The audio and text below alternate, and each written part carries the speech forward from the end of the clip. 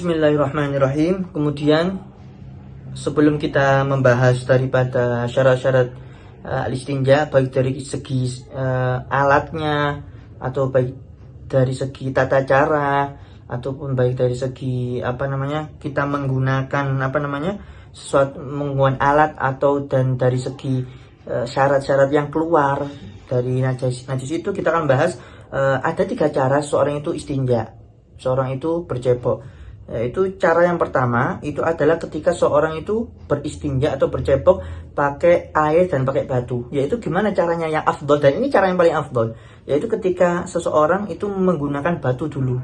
Jadi misalkan kalau seorang itu sudah di toilet, di WC, dia ambil batu, batu ataupun mungkin kalau tisu, dia bersihkan dulu ainun najasah. Dia ambil ainun najasah. Ainun najasah itu adalah bendanya, itu benda dari najis itu dibersihkan dulu. Setelah bersih baru disiram pakai air. Nah, jadi awalnya itu adalah pakai batu, bercebok pakai batu. Yang kedua adalah pakai air. Alasannya apa? Kok yang dianjurkan caranya kok demikian, dan ini cara yang paling afdol? Kenapa? Alasannya karena tisu ataupun batu itu yuzilu ainan najasah, menghilangkan mata najis, barang najisnya akan hilang.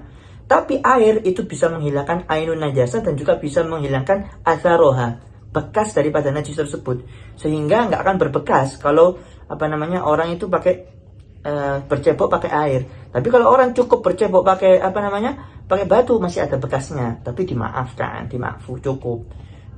Oleh karena itu cara yang paling afdol adalah ketika seorang itu mengawalinya dengan batu, kemudian pakai air. Itu yang afdol.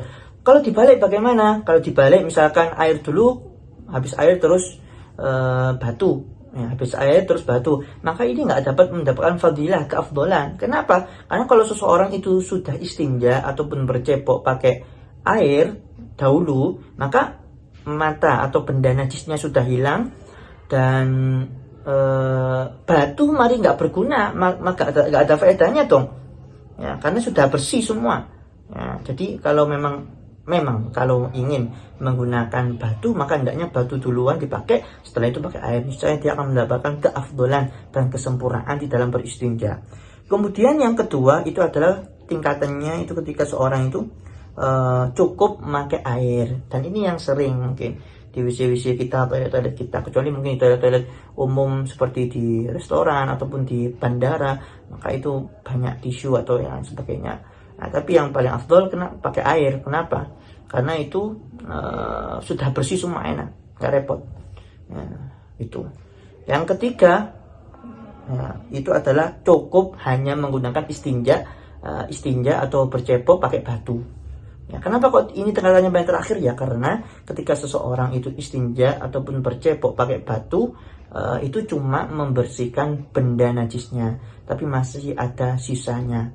Bekasnya itu masih ada, nggak 100%. Tapi apakah sudah suci? Sudah suci, sudah dimaafkan, sudah diperbolehkan. Karena di dalam syariat, dan itu sudah datang di dalam syariat dari hadis-hadis Nabi Muhammad Shallallahu Alaihi Wasallam, sehingga meskipun ada bekasnya, tapi sedikit, nggak parah, dan sudah terhilangkan benda najisnya, maka itu sudah dianggap suci dan diperbolehkan.